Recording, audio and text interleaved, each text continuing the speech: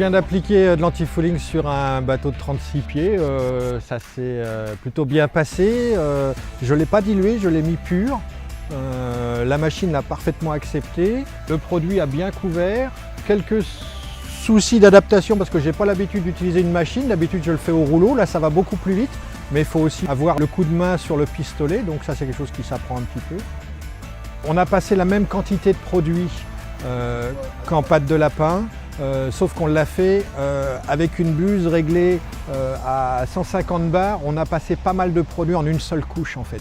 Alors pour un bateau de 36 pieds, j'ai utilisé 2 pots de 2,5 litres pour que ce soit bien protégé, bien couvert partout. J'ai doublé l'épaisseur à la flottaison, comme on fait toujours, même au rouleau, on le fait également. Voilà. La machine n'est pas facilement disponible pour un amateur.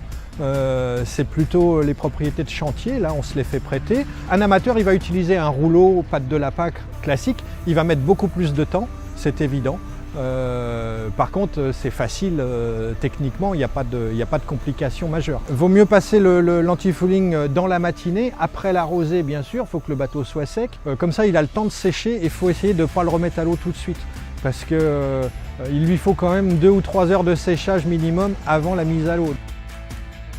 Voilà, donc j'utilise de l'AFC+ pour mettre sur mes bateaux depuis longtemps. C'est un produit très chargé en cuivre, très puissant.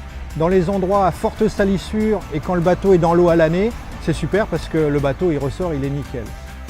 On a plusieurs choix possibles dans la gamme d'antifouling de chez Soromap. Celui-ci convient très bien au port très salissant. Pour les bateaux qui sont dans l'eau à l'année, c'est un produit très fort, très concentré. Après, pour des gens qui ont des bateaux sur remorque et qui vont ne passer qu'un mois dans l'eau, on peut choisir des produits un peu moins concentrés. Ou pour des voiliers, on peut choisir des auto-érodables ou des semi-érodables qui vont peut-être faciliter un peu plus la glisse différemment. Voilà, il y a plusieurs choix possibles. Pour les bateaux à moteur, c'est bien d'avoir une matrice dure haut de gamme.